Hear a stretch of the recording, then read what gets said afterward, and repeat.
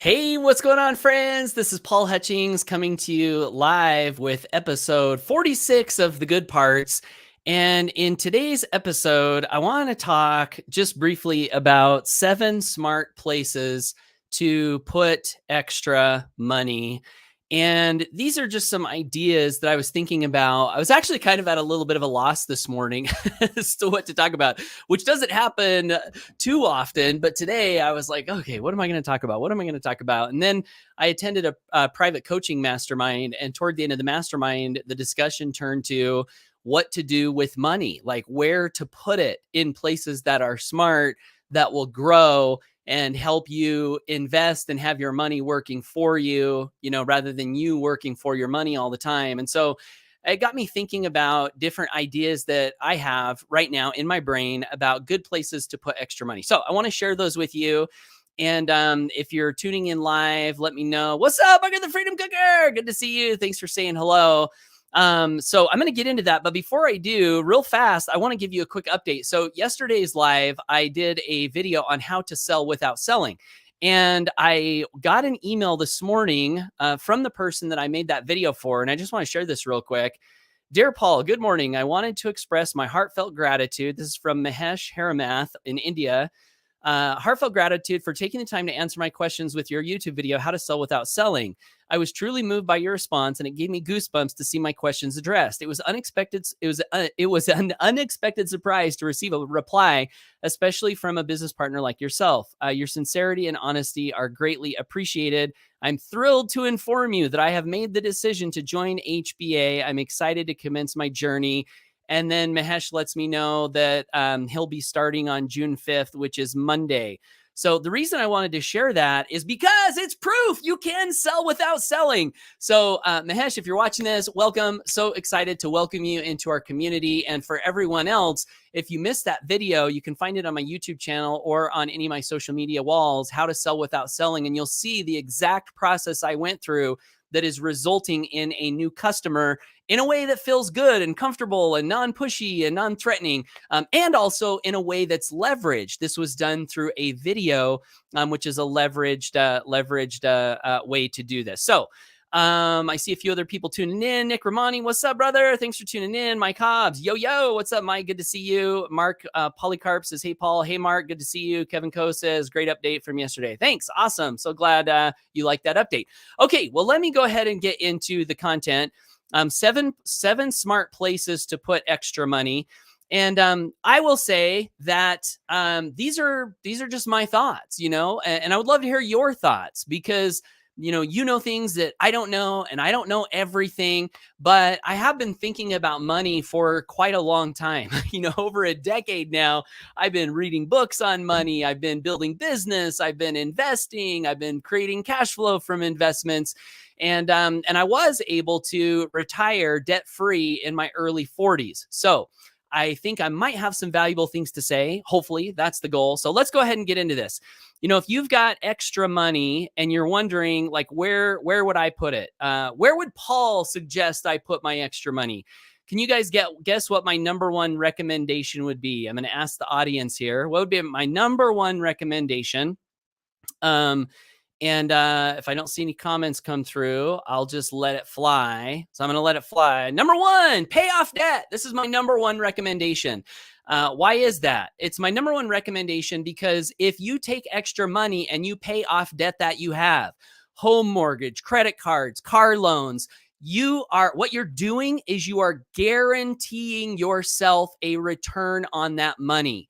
It's a guaranteed return. Whatever interest rate you have on any loan that you have, if you pay that down with your extra money, you're getting that return on your money guaranteed, risk-free. And it's my belief that you're also increasing your sense of peace, your peace of mind. And I think building peace of mind is a great financial base from which you can operate to make even smarter decisions in the future. So that would be my number one recommendation, pay off debt. And I've got some more here. Mike says pay off high interest. Yep.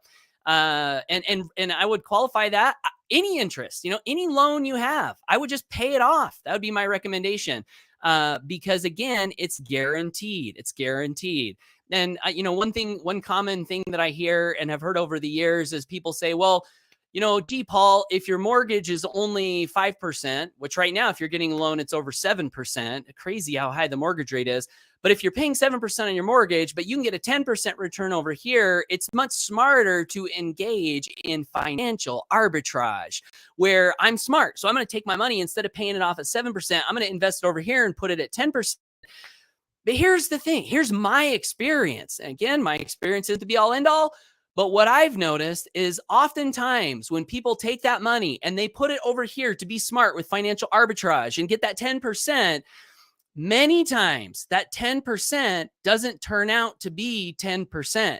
They could lose it all. They could get a lower return. And why is that? Because investing inherently is not a guarantee. You have risk when you invest money, whether that's the stock market, whether that's real estate, there is some risk. We've all heard the phrase risk and reward, right? Risk and reward. The reason there's a reward is because there's a little bit of risk. Now you can mitigate that risk by doing something I'm going to talk about a little bit further on in this live. But again, paying off your debt, it's guaranteed. So I think that's a good thing to do. Number one, what do you guys think? Am I crazy? I know a lot of people think I'm crazy for saying pay off your debt, but that's my story. I'm sticking to it. Number two, after your debt's paid, I would recommend you build a savings account. And some of this stuff sounds boring to a lot of people. I know. How boring, Paul. Build a savings account. That's so boring, right? Well, I want to give you a few reasons why I think building a savings account is not boring. Number one, if you build a savings account, you're doing a few things.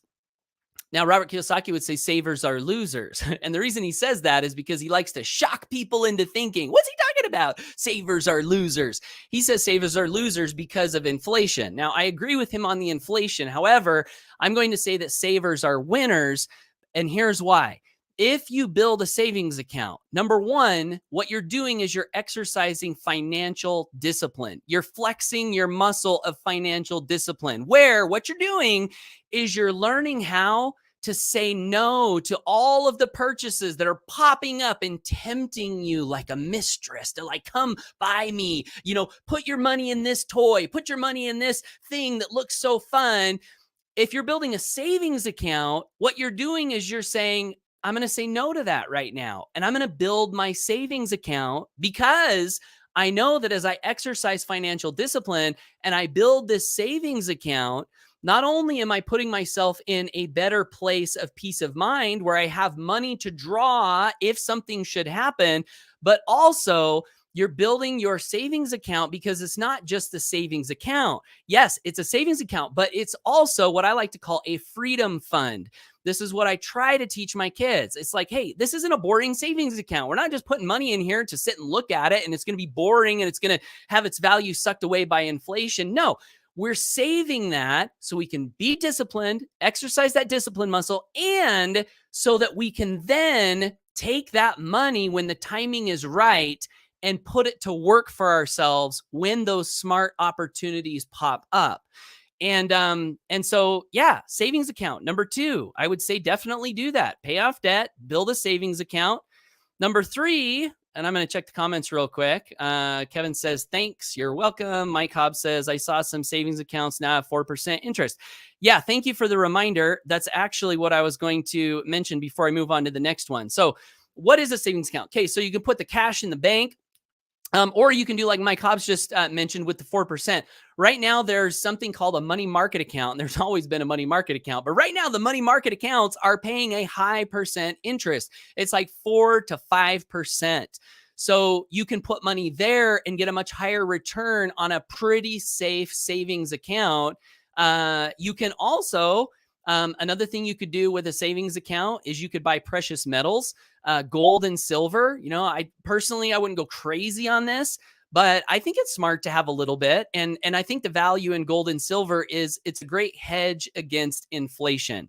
I wouldn't call it an investment personally, but it's a hedge against inflation, which means as physical dollars continue to depreciate in value through inflation, gold and silver seem to kind of retain their purchasing power. So that could be a part of your savings account. Okay, number three, Food storage. What? Paul, are you crazy? Are you like talking about the end of the world? No, I'm not talking about the end of the world. But what I am talking about is things do happen. We recently went through here in the world, not just America, but the world. If you guys remember the last few crazy years we went through, where something happened that I don't think I ever expected would happen. Mass hysteria, fear, people being stuck in their homes, going to the grocery store and seeing the shelves empty.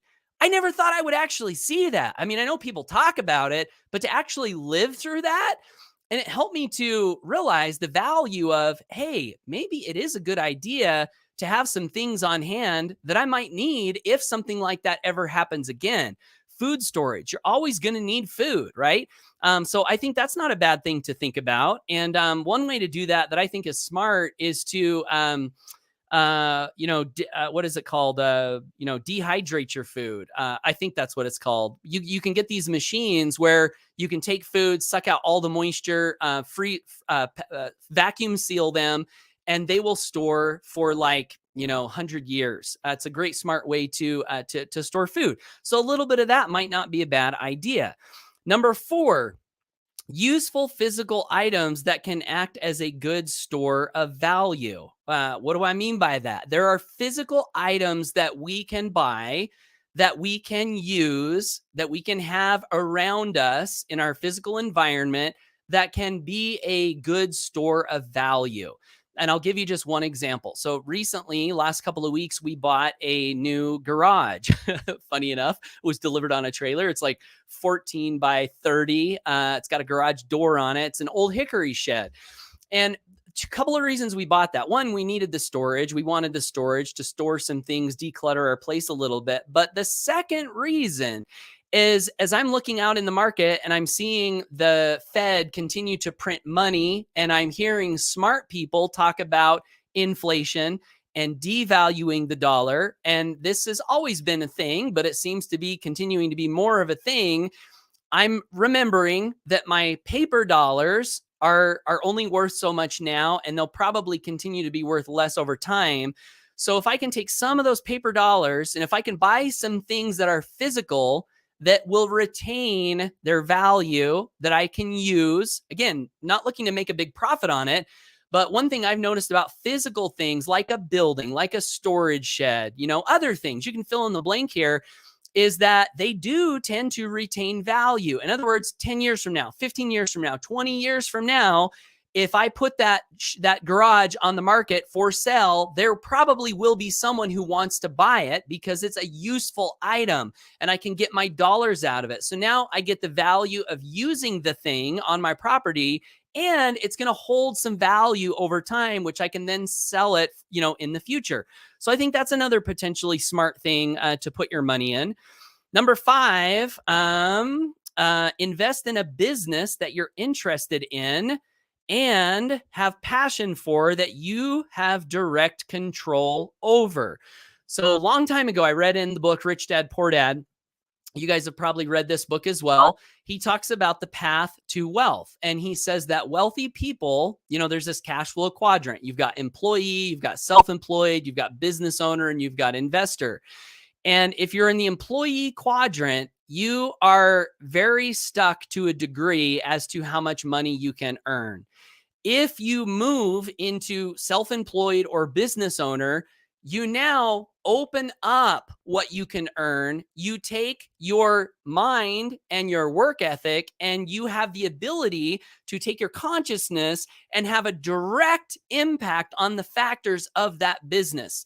What that meant to me was that really my business could be unlimited as maybe my potential and your potential is. As long as I was willing to unleash the potential inside of me, develop my skills, put to work a good work ethic, improve over time, serve the market, I could increase my income far beyond what I could ever earn in the job world. So I think starting a business, or if you have a business, investing in that business is a smart thing to do. It's a smart place to put your money.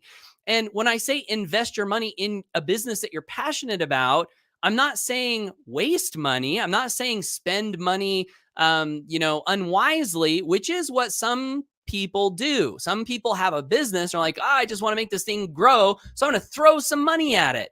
Don't throw money at it, right? Invest the money wisely in a business and grow a business.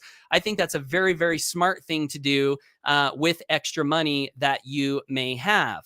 Number 6, let's get to number 6. And I'm going to check the comments here. Nick says, and yes, that's smart. Okay, cool. I'm not sure which one you're talking about, Nick, but thank you for the vote of confidence. Okay, number 6. Invest in yourself and your education. And I want to show you guys something here real quick. Let's see if I can stop my screen share and add another share. So I have a friend who has a podcast called Money Ripples. And this guy, his name's Chris Miles. I've been interviewed on his podcast a couple of times. And he is what you would call, a financial guru. He has so many people listening to his podcast, and it's all about money, investing, compounding your money. And the other day on Facebook, I saw him make this post, and I want to share this with you guys. Of all the things, he said, best investment right now, ? Invest time each morning to focus on exercise, education, enlightenment. This in capital letters will pay better dividends than any financial investment. This is a guy who knows about investing. He knows about real estate. He knows about creative investing. And he says, invest in yourself is the best thing you could do right now. I had a friend who his name is Chris, and he lived in Atlanta. Very wealthy man, generational wealth. His parents started a big real estate empire, and then he got mentored by his dad, and then he took it over. And one of the things he taught me that his dad used to say is, if you empty your wallet to feed your head, in time, your head will feed your wallet instead. And I love that concept that if we invest in ourselves, guys, I really believe we are our own best investment. So when we put money into growing ourselves through courses or, whatever, books, what we're really doing is we're sharpening the very best financial axe we have, the very best tool we have. It's right here. This is it. Sometimes people say, investing is risky. And I even mentioned that, there's some risk there. But Robert Kiyosaki said, investments aren't risky. Investors are risky. Wow. Now that's a interesting insight. What does that even mean? Investors are risky. If you are an investor who has not sharpened your financial axe, you are risky with your money. When you send your money out into different investments, you're risky. You are risky. On the flip side, if you invest time and money and resources sharpening your financial axe, your investments then become less risky.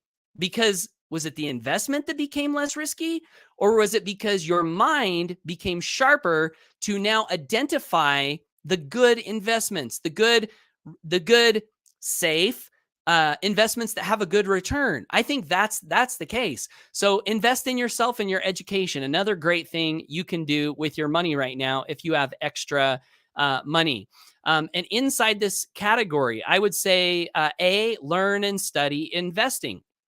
So I think it's smart to be okay accumulating a savings account, paying off debt. While you're doing that, sharpening your financial axe and learning investing before running off and making an investment just to make an investment. I think making an investment just to make an investment might not be the best path. And inside that learn and study, I would add 2 additional little insights. Number 1, find a path you can develop specialized knowledge in. Find an investment path that you can develop specialized knowledge in. What do I mean by that? There are a lot of different ways we can invest our money. We can invest our money in the stock market. We can invest in mutual funds. We can invest in, real estate, all kinds of different kinds of real estate. I remember I had a guy that I in my local neighborhood who's very successful. He owns a construction company. He's done lots of subdivisions and developments. And he came over to one of my rental properties one time because I wanted to show it to him. I was like, hey, come check out this thing I bought. And we're standing in the living room, and he takes his foot and he kicks the wall and he says, I only invest in things I can kick my foot with, physical asset type stuff. And I remember that. But the point, invest in yourself and your education. In the subcategory, invest in what you know and understand. um, if you can find something that you can develop useful, relevant, specialized knowledge in over time, you can compound that specialized knowledge into more success in whatever investment path you choose. Me specifically, use myself as an example. Our first investment was a single wide mobile home. We were living in a single wide mobile home. Then we bought a single wide mobile home in a trailer park, and that was our first cash flow investment. Next few investments, single wide mobile homes. So I start to notice a pattern in my investment path, which is this path of investing in single wide mobile homes. And now I'm thinking, okay, how much knowledge have I accumulated in this one particular direction? Well, I've accumulated some specialized knowledge here. I know how to develop a piece of land to put one of these homes on. I know how to buy one. I know what goes into fixing them when they have problems. I'm learning how to find good tenants for these properties. I'm learning all of these things that are specific to my path, which is single wide mobile homes in country settings. All of my properties are in country settings. So it's kind of like this little niche that I've sent myself on. And I have all of this specialized knowledge here. So could I buy a traditional stick built house somewhere? Yeah, I could. Could I buy a duplex? Yeah, I could. Could I buy a fourplex? Yeah, I could. And I may do that. However, I'm remembering that I have all of this accumulated knowledge now that I could continue to put to work in my specialized area of investment. I think if you can find a specialized area and stick with that area rather than here, everywhere, you can really accumulate some knowledge that can compound over time. So the other subcategory on invest in yourself and your education, this book here that I'm reading, one of the tips that Gary Keller gives is invest in what you know and understand. And I would caution one of the temptations in investing, and I had the temptation, I still have the temptation, is set it and forget it. I just want somewhere where I can send my money, not think about it, and just have it grow for me and not worry about it. I would say beware of the set it and forget it mentality. He talks about this, wherever your money is, you must be there also. There's a line from a rap song that I remember that says something about got my mind on my money and my money on my mind. That's good advice, because the set it and forget it mentality, what you're doing or what you can do, not going to speak to every scenario, but the danger there is if you give your money to someone else to take care of, your mind is now somewhat disconnected from your money. And one of my favorite books is Think and Grow Rich. Think and Grow Rich. Well, set it and forget it kind of implies that the thinking is done and now other people are going to do the thinking for you. I would say have caution there. It seems to be a good thing to keep your mind connected to your money. Does that mean that you can't utilize leverage and people and systems and stuff like that? No, it doesn't mean that. You can utilize all of that. However, it does seem that there is a reason why certain people earn and deserve the better returns. And I would argue that the reason for that is because their mind is on their money and their money is on their mind. Or as Gary Keller said, wherever your money is, you must also be there to some degree. I think that is a good plan for protecting and growing your wealth over time. Avoid the set it and forget it mentality. And the last one, good place to put your money. I've talked a little bit about this, but I like real estate, and I'm not just going to say I like it. I'm going to share some reasons why I like real estate and why I think real estate is a good thing to think about. Number one, real estate is insurable. What does that mean? It means you can buy insurance for it. And if there's a loss, your insurance company will cover the loss. So it's protected.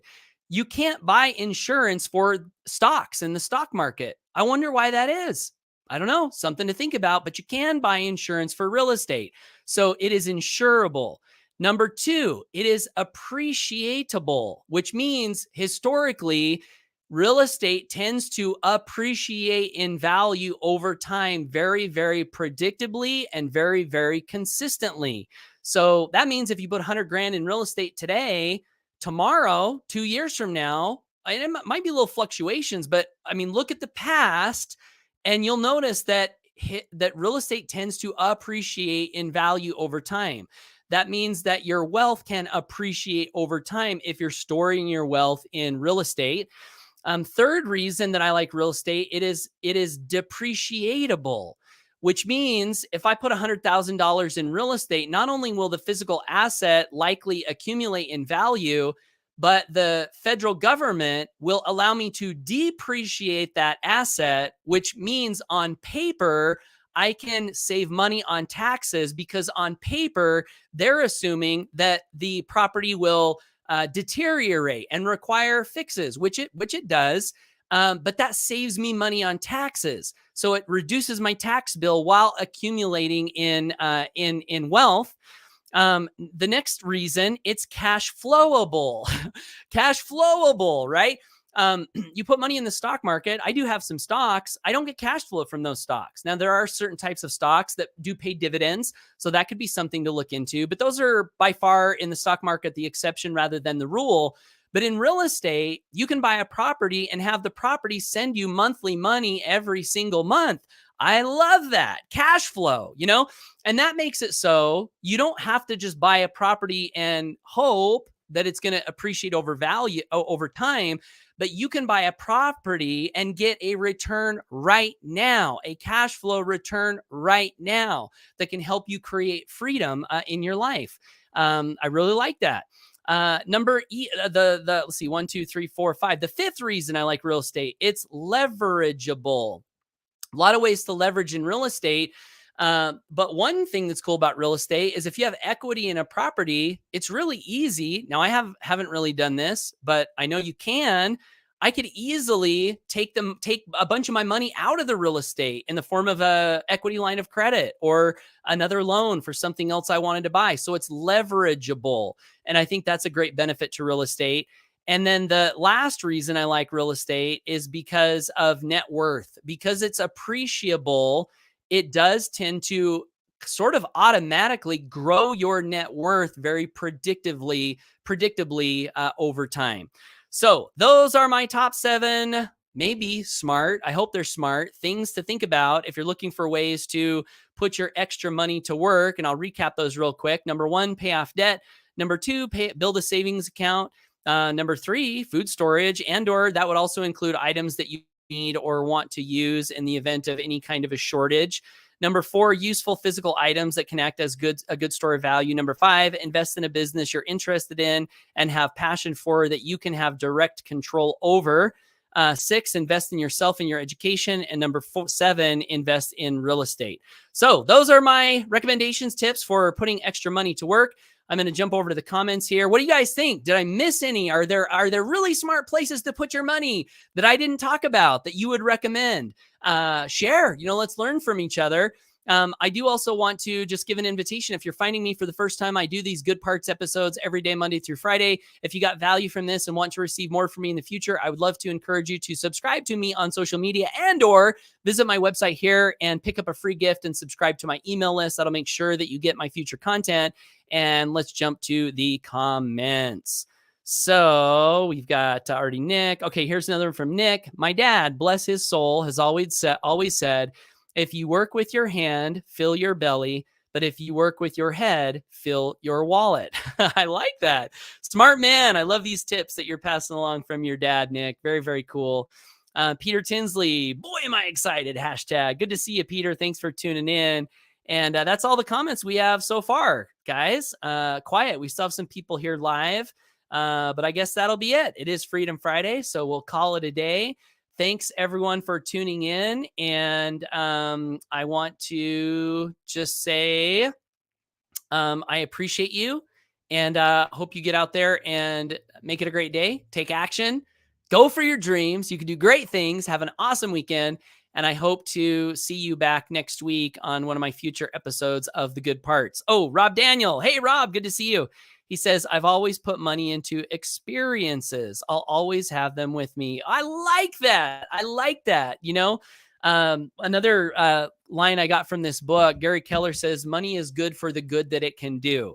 So I love, Rob, that you made this comment, because it's not all about being Scrooge McDuck and growing your wealth and rolling around in a swimming pool of $100 bills. I don't think that's it at all, right?